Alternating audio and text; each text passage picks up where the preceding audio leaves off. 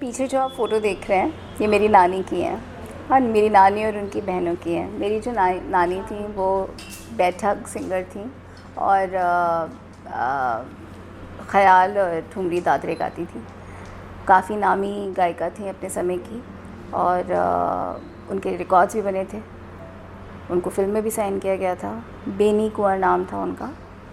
तो ये सब साड़ियाँ उनकी हैं और ये जो साड़ी मैंने पहनी हुई है बहुत पुरानी साड़ी है एंड इनफैक्ट ये तब जो फ्रेंच शिफॉन आता था मेरे ख़्याल से उसी टाइप का कपड़ा है और उस पे ये जो काम है ये तभी का काम है और अब तो ये मतलब बिल्कुल ज़ार और तार हो रही है ये साड़ी। लेकिन I mean I love the colour, I love the combinations.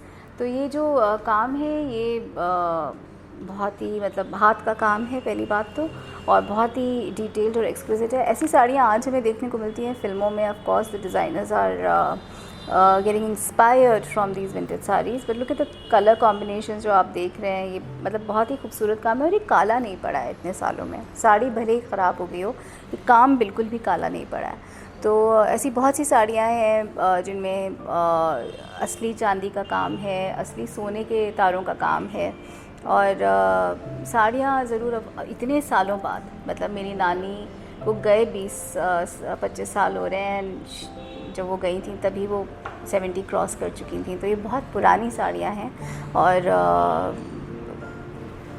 हम इनको पहनने का हमारा लाइफस्टाइल ऐसा नहीं था। जिस समय हम जवान हुए उस समय ये साड़ियाँ वोग में नहीं थी बहुत, और हमारी मम्मी कॉटन की साड़ियाँ पहनती थी ज़्यादातर। तो लाइफस्टाइल भी वो नहीं था और बहुत ज़्यादा चटक मटक पहनने का रिवाज भी तब नहीं था। तो ये साड़ियाँ रह गई पहनने से।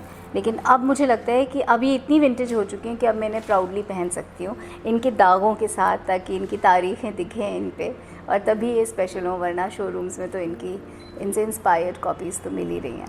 तो ये रियल है, इसमें जो दाग हैं वो अच्छे हैं। इस साड़ी की खूबी ये है कि एक तो आप काम देख लीजिए, होगी ये कुछ 10 किलो की साड़ी इसमें सच्चे चांदी के तारों का काम है। आप देख सकती हैं कुछ मतलब मेरे ख्याल से 70 साल पुरानी साड़ी तो है और इसका साड़ी का कपड़ा भले ही अब कमज़ोर पड़ गया हो, लेकिन ये काम जो है ये बिल्कुल काला नहीं पड़ा है। और इसमें उनका नाम लिखा हुआ है, कढ़ा हुआ है उनका नाम यहाँ। काफ़ी फैशनेबल थी उनके ब्लाउजेज़, अगर आप देखेंगे तो उनके पास विंटेज लेस की, पूरी सिर्फ लेस की साड़ी है जिसको पहनने के लिए एक तो फिगर चाहिए, जो उनके पास था। बहुत खूबसूरत थी, बहुत दुबली हुई थी और उसके बाद फिर आपको you know just to dare to carry it off, क्योंकि उस समय आप इतना जहाँ पे ऐसी साड़ियाँ चलती हैं वहाँ पे आप बिल्कुल नेट और लेस की साड़ी पहने, तो you have to be quite daring also. तो I think she was quite a bold woman and ये जो साड़ी है इसमें उनका नाम लिखा हुआ है, ये बहुत मतलब आई थिंक इट्स प्राइसलेस।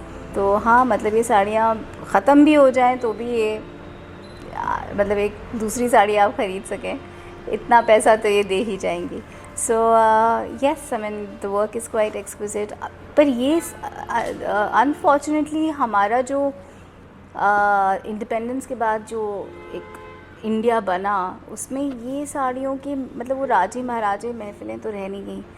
तो ये साड़ियाँ पहनने का कोई मौका ही नहीं मिला, मुझे तो नहीं मिला। और मुझे बहुत ज़्यादा उस समय गॉडी लगती थी और अब मुझे बहुत खूबसूरत लगती हैं और अब ये थोड़ी डल भी हो गई हैं। तो शायद you know for the vintage value I would probably even wear them.